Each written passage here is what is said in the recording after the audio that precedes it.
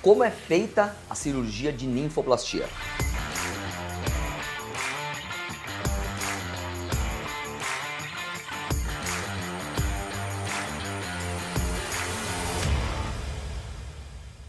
Fala meninas, tudo bom? Para quem não me conhece, eu sou o Dr. Bruno Jacó. Esse é o canal Gineco Sincero, o maior canal de saúde íntima do mundo. E hoje eu vou falar para vocês sobre a cirurgia de ninfoplastia. O que é a cirurgia de ninfoplastia? Que hoje em dia a gente chama de labioplastia menor. A ideia da ninfoplastia é uma cirurgia de diminuir os pequenos lábios. Mas quando a gente fala de diminuir os pequenos lábios, eu sempre explico para as minhas pacientes, quando elas vêm fazer a cirurgia, que a gente não tem que pensar na vulva só como sendo o pequeno lábio. Ela é um conjunto entre o grande lábio, o pequeno lábio, o capuz do clitóris, o períneo. Então você tem que pensar em harmonizar, vamos dizer assim, a vulva como um todo. Então tem muita paciente que vem pra mim e fala: doutor, eu vim aqui para diminuir os pequenos lábios. Aí quando eu vejo, eu mostro pra ela alguns antes e depois, eu tiro uma foto, mostro pra paciente. Como eu já fiz mais 700 cirurgias dessa, eu consigo achar uma mais parecida com a dela pra mostrar pra ela. E aí eu consigo ter uma noção do que vale a pena, do que não vale. Então, se ela tem que diminuir o capuz do clitóris, se ela tem que diminuir também um plicoma, se ela tem uma simetria dos pequenos lábios. Então, quando a gente pensa na vulva, a gente tem que pensar nela como um todo, né? Eu sempre falo, tem que fazer barba, cabelo e bigode. Mas as principais dúvidas, tirando como é que fica, se fica bom, eu vou explicar pra vocês hoje mais sobre a parte técnica. Então, primeiro, você não precisa ir para um hospital fazer essa cirurgia, você não precisa se internar, você não precisa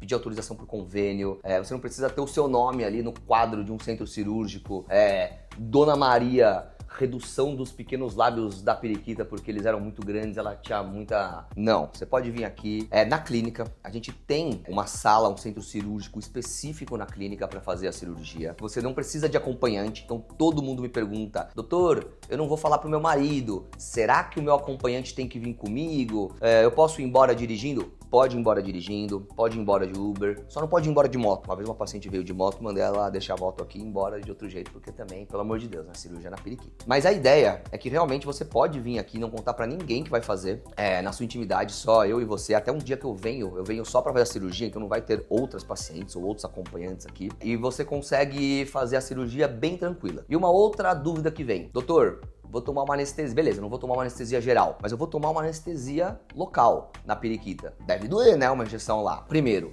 eu passo um creme anestésico, um pré-anestésico bem forte. Esse creme, ele tem um efeito muito rápido, justamente porque a periquita, ela é mucosa. E a mucosa vai absorver esse creme que já é forte, ele vai absorver muito bem. Então você vai chegar aqui meia hora antes. Para algumas pacientes, quando a paciente quer, talvez 90% das pacientes queiram, a gente coloca uma medicação embaixo da língua para você dar uma relaxada. Algumas pacientes até dormem. Aí nessa meia hora as minhas enfermeiras vão te explicar todo o procedimento, todo o pós. Eu vou conversar com você, eu vou fazer as últimas avaliações da cirurgia. A gente passa esse anestésico e você vai ficar com ele meia hora. Depois que eu tiro o anestésico, aí você vai pro centro cirúrgico, que a gente tem uma salinha de pré-operatório, mas você vai ali pro centro cirúrgico e a gente vai fazer uma sedação consciente com óxido nitroso. Por que é sedação consciente? Ele diminui o limiar de dor, mas você não vai dormir, você não vai apagar. Como eu falei, algumas pacientes dormem até por conta da medicação pré-anestésica. Quando eu tiro o creme anestésico, eu aplico a anestesia e eu uso a menor agulha que tem, a menor que uma agulha de insulina. Você não vai sentir anestesia porque você tá com creme anestésico. Então o creme já anestesiou.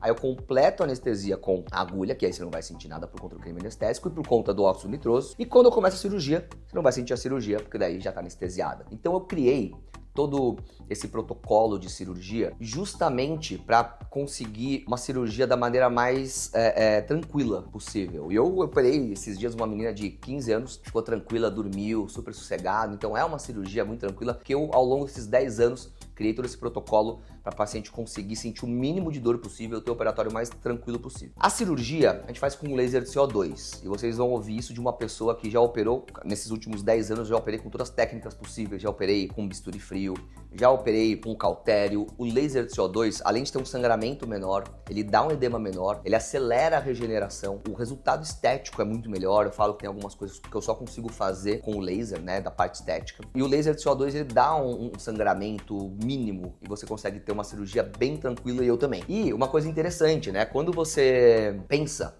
numa cirurgia, as pessoas falam, laser de CO2, não precisa de ponto, né, doutor? Precisa de ponto, tá? Mas é um ponto intradérmico, com um fio bem fino, que ele pode ser absorvível ou não, mas no geral você não vai nem ver esses pontos. É um ponto intradérmico que a gente faz de cima até embaixo. Terminou a cirurgia, você volta para a sala de recuperação, a gente faz um gelo, te dou as últimas orientações e você vai embora para casa sem dor. Algumas pessoas vêm com acompanhante, vêm com amiga, vêm com marido, algumas vêm sozinha. No geral, não é obrigatório que você venha, porém, se você tiver tomado a medicação pré-anestésica, tiver com muito sono, vale a pena ir de Uber. Algumas pacientes, quando vêm dirigindo, preferem não tomar medicação embaixo da língua. E o pós-operatório, na sua casa, para resumir, 3 dias de repouso absoluto. Então, geralmente eu faço a cirurgia numa sexta e as minhas pacientes voltam a trabalhar na função delas na segunda ou na terça. Treino. Eu libero geralmente membro superior para a pessoa fazer com 7, 10 dias, dependendo da complexidade da cirurgia. Treino assim de membro inferior, aeróbico, vai demorar um pouquinho mais, 14, 15 dias. E relação também de 2 a 3 semanas, dependendo de como você se comportar nos primeiros dias do pós-operatório. E paciente que vem de fora de São Paulo, aí eu oriento ficar em São Paulo pelo menos uns 7 dias. Para depois de 6 dias eu olhar, eu fazer essa avaliação, e nem por conta da viagem de avião ou de carro em si, mas às vezes porque a pessoa anda muito quando vai para uma rodoviária ou no aeroporto. Então meu problema não é a viagem em si, meu problema é você andar muito. O paciente que vem de fora de São Paulo se programar para ficar mais ou menos uma semana por aqui. E no final das contas, pessoal, você vai ver o resultado estético ali nas primeiras semanas. Você já não vai estar achando ela muito bonita. Com 1 mês, ela já vai estar mais simpática, mas no final, você vai ver o resultado estético com 3 meses. Então, mais ou menos assim funciona uma ninfoplastia. Se você tiver alguma dúvida, tem outros vídeos sobre esse tema no canal. Então se inscreve aqui no canal Gineco Sincero e vamos continuar aprendendo tudo sobre saúde da mulher. Tchau, tchau e até a próxima.